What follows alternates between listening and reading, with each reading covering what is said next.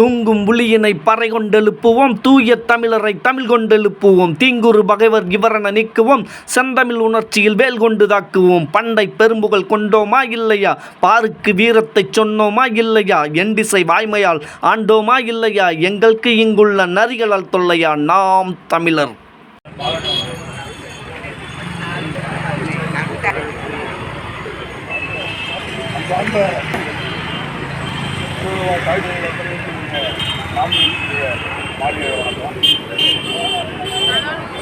கண்டன ஆர்ப்பாட்டத்திற்கு முன்பாக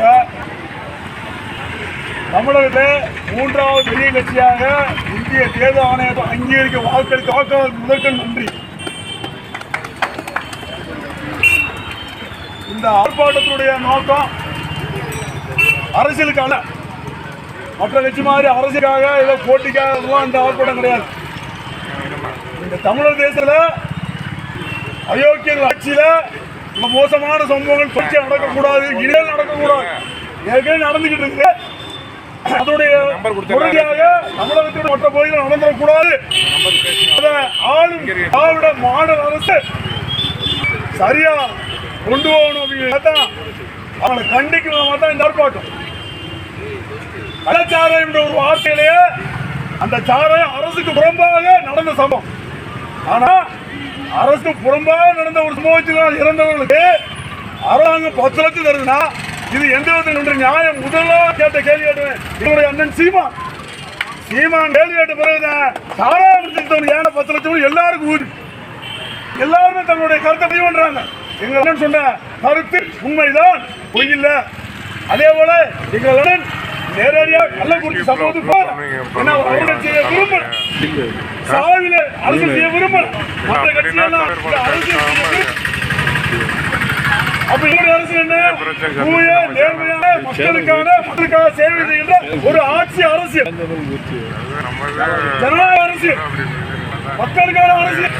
அதுல எல்லாரும் கிடைக்கும். என்ன இருக்குது? ஜனநாயக நாடு சொல்றோம், மக்கள் வாக்களிக்கப்பட்டு மக்களால் தேர்ந்தெடுக்கப்பட்ட ஆட்சி அதிகாரம் இருக்குது. அதுல அரசுத்துறை இருக்குது, அரசு காவல்துறை துறை இருக்கு. அந்த துறை என்ன வேலை? தமிழக இருக்கிற மற்ற குற்றமுறை நடந்துடக்கூடாது, நடந்தால் அவரை பாதுகாக்கும், அதை தடுக்கிறது தான் காவல்துறை.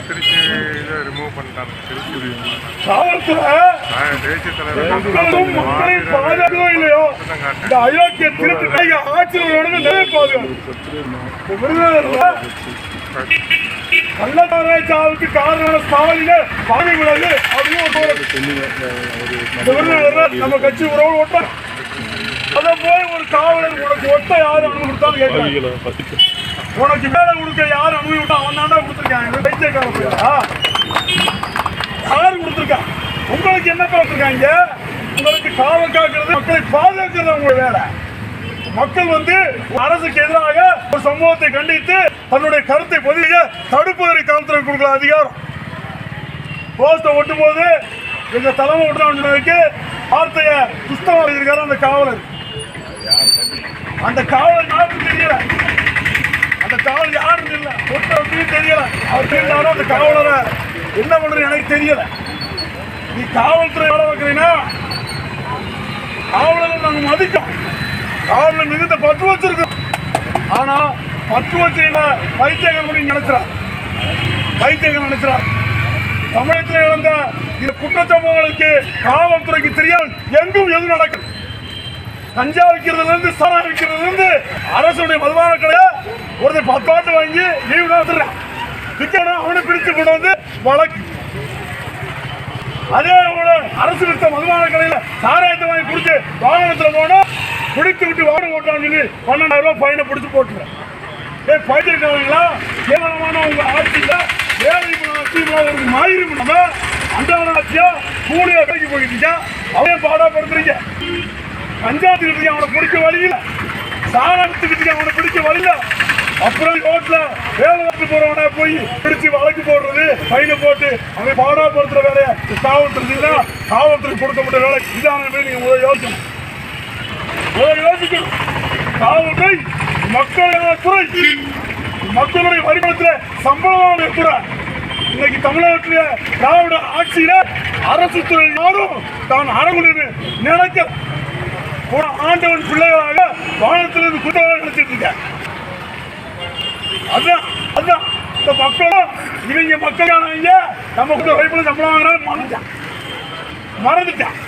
மறந்தோடைய விளைவு துட்டு கொடுத்தா ஓட்டு போடணும் அப்படி விளைப்போட அந்த திருட்டு உருவாக்கிட்டான். இந்த அரசு வாங்குற திருட்டு நாயகர் என்ன செய்த பணம் கொடுத்தாங்க. மாசச்சோட வாங்குறது மக்களுடைய வரி பத்திர. ஆனா மக்களுடைய அடிப்படை விலைக்கு ஒரு அரசு அலுவலகத்துக்கு போனா பணம் கொடுத்தா தான் வருவாய்த்துறை முதல் நிலவரைத்துறையிலிருந்து பத்திரப்பதிவுத்துறையிலிருந்து இன்னும் தமிழகத்தில் எத்தனை துறைகளோ அத்தனை தூரம் இதில் காவல்துறை உட்பட இப்படி துறையில எப்படி வழங்கும்? அப்ப ஆட்சியாளர் நமக்கான ஒரு ஆட்சியாளர் இருந்தால் சரியா இருந்தது. மக்களை இப்ப யோசிக்கிற ஒரு ஆட்சியாளர் இருந்தால் சரியா இருந்தது. அரசியல் மக்களுக்கான சேவை நினைத்த ஒரு ஆட்சியாளர் இருந்தால் நம்ம பூராமே திருட்டு வரிப்பது உணவளித்தனம் உதவித்தனம் வாங்குறது பொய் சொல்றது அயோக்கியத்தனம் பண்றது தேர்தல் வந்தா பணத்தை கொடுத்து ஓட்டுவாங்க. எப்படி இருக்கும்? அப்ப இதெல்லாம் மாற்றணும். அதனாலதான் தமிழகத்தில் இந்திய அரசியல் வரலாற்றில் 7வது பெரிய கட்சியாக தேசிய அளவில் நாம் தமிழர் கட்சி, தமிழகத்தில் 3வது பெரிய கட்சியாக தனித்துவம் நிற்கிற கட்சி. அதனால நாமே மாற்று நாம் தமிழர் கட்சி ஒன்றுதான் தமிழகத்தில் மாற்று என்ற முழக்கத்தை நாங்கள் வைக்கிறோம். அந்த முழக்கத்தை எப்படி நீங்க எங்களுக்கு அங்கீகாரம் வாங்கி கொடுத்தீங்களோ அதே அங்கீகாரத்தை ஆட்சி அதிகாரத்தை எங்கள் கையில விட்டால் நாடு நமது மக்களும் நமது ஆட்சி நமது சர்வம் நேர்மையான ஆட்சி மக்களுக்கான ஆட்சி மக்களுடைய தேவைக்கான ஆட்சி என்பதை நாம் தமிழர் கட்சி காட்டும்.